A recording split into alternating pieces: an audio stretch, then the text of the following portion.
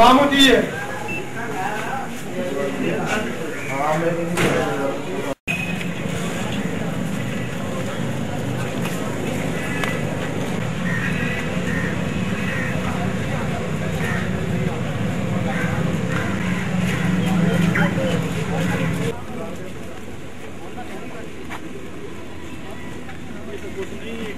पुट्ठी सी crane ले आके तेन सीधा किया।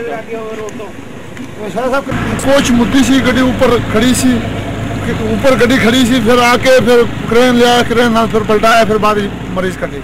ये जख्मी थे, तकरीबन 2 बचने की हालत में है और वो 2 जो है वो भी ऐसे ही हैं।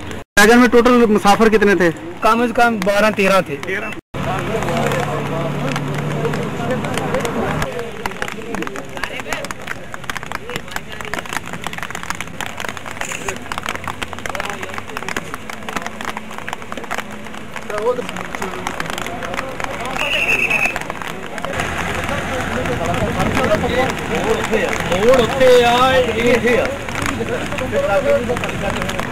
आप देखना जाओ।